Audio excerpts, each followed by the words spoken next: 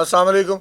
अच्छा जी, वज़ीर आला पंजाब मोहतरमा मरीम नवाज़ ਵੱਲੋਂ हर शहरी ਨੂੰ 5000 रुपया ईदी मिलेगी जिसकी उम्र 12 साल तो जायद होएगी। ਇਹ ईदी 5000 रुपया ਤੁਹਾਨੂੰ ईजी पैसा ਤੇ ਜਾਇਜ਼ ਕੈਸ਼ ਅਕਾਊਂਟ ਦੇ ਵਿੱਚ ਆਏਗੀ। ਜਿਨ੍ਹਾਂ ਬੰਦਿਆਂ ਦੇ ਜਾਇਜ਼ ਕੈਸ਼ ਜਾਂ ਈਜ਼ੀ ਪੈਸੇ ਦੇ ਅਕਾਊਂਟ ਨਹੀਂ ਨਾ ਬਣੇ ਸੀ, ਉਹਨਾਂ ਨੇ ਵੀ ਇਹ ਗੱਲ ਸੁਣ ਕੇ ਤੇ ਬਣਵਾਉਣੇ ਸ਼ੁਰੂ ਕਰਤੇ। ਹਾਲਾਂਕਿ ਇਹ ਬਹੁਤ ਵੱਡਾ ਫਰਾਡ ਇੱਕ ਮੰਜ਼ਰ ਆਮ ਤੇ ਆਇਆ। ਜਿੱਦਾਂ ਨਿੱਕੀ ਈਦ ਨੇੜੇ ਆ ਰਹੀ ਆ, ਉਸੇ ਤਰ੍ਹਾਂ ਫਰਾਡੀਏ ਜਿਹੜੇ ਆ ਨਾ ਉਹ ਵੀ ਜਾਗ ਗਏ ਆ।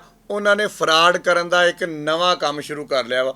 ਉਹਨਾਂ ਨੇ ਜਨਾਬੇ ਲਈ ਫੇਸਬੁੱਕ, ਵਟਸਐਪ, ਟਿਕਟੋਕ, यूट्यूब हर प्लेटफार्म इस्तेमाल किया वा, जिहदे विच आके वो लोगों नूं दसदे आ कि मरीम नवाज़ वल्लों हर शहरी नूं 5000 रुपया ईदी मिलेगी, जदों कि सरासर फ्राड आ। इहदा हकीकत दे नाल कोई ताल्लुक नहीं है।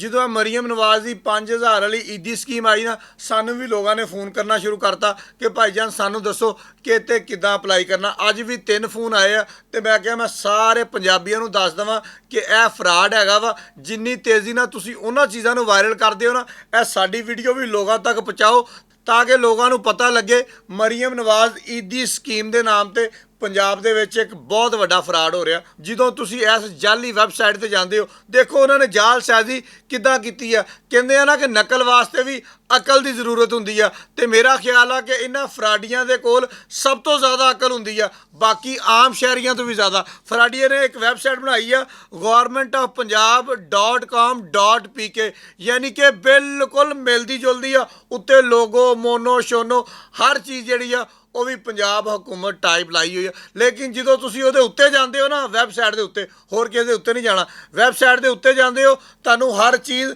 नज़र आना शुरू हो जाती है। लेकिन क्योंकि असीं 5000 के लालच विच हुंदे आ कि सानूं 5000 लभेगा, साडी बुढ़ी नूं 5000 लभेगा, साडे अब्बे नूं 5000 लभेगा, साडी अम्मी नूं 5000 लभेगा, सारे दा 5-5000 सोच के जो 50000 रुपया ज़हन दे विच आंदा ना, फिर साडियां अखां दे अगे पर्दा आ जाता वा। फिर असीं ये नहीं देखते कि इस वैबसाइट के उपर तो जूए वाले लिंक लगे हुए आ।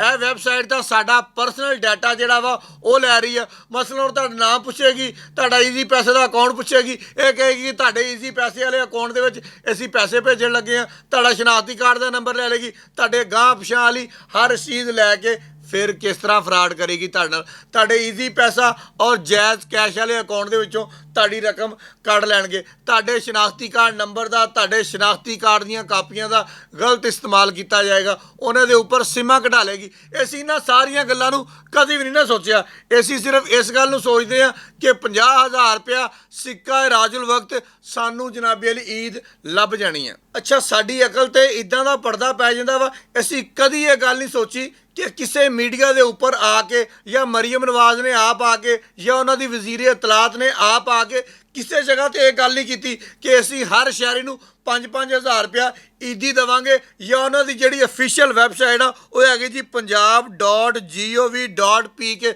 उत्ते जाके देख लीए। बिल्कुल नहीं, 50000 रुपया रात को सुत्या पे भी नज़र आता वा कि 50000 रुपया सानू आ जाना वा। लिहाजा असीं हर शय अपना डाटा शाटा सारा उन्हां हैकरां दे हवाले करके बाद दे विच जनाबे लई असीं लैना ला के खलोते हुंदे आ साइबर क्राइम के दफ्तर के बाहर कि साडे इन्ने पैसे उड़ गए, साडी आ शै लै गए, साडी आ शै लै गए। हुण सानू इहदा हाल दसो। ओ भाई, पहले क्यों नहीं सोचते तुसीं कि गौरमेंट ने जिहड़ा ऐलान करना वा, गौरमेंट ने जिहड़ी स्कीम करनी आ उन्हें तुहानूं दसना वा। हुण तुहानूं मैं दसदा वा, राशन स्कीम आई, गौरमेंट ने टीवी ते आके दस्सिया। उस तो बाद गरीबां वास्ते 10-10 रुपया आया, गौरमेंट ने टीवी ते आके दस्सिया। फिर लोगों वास्ते 13-13 रुपया आया, उन्होंने टीवी ते आके दस्सिया भी 5000 अगर आना सीगा, उन्होंने देना सीगा, तो वो टीवी ते आके नहीं दस सकते सी। चुप करके जनाबे वाली जिहड़े लोग आ फ्राडिये ने, इन्होंने लिंक जे बनाए हुए आ, उत्थे जाके जनाबे वाली तुहाडे कोल सारा डाटा लई जांदे आ। और असीं भी कमले आ, सियाणे भी कह लीए, थोड़े जे कमले सियाणे जे आ, अपना सारा ही डाटा उन्हां दे हवाले कर दिंदे आ। ते इन्हां सारियां चीज़ां तो बचण की जरूरत आ। बहुत शुक्रिया।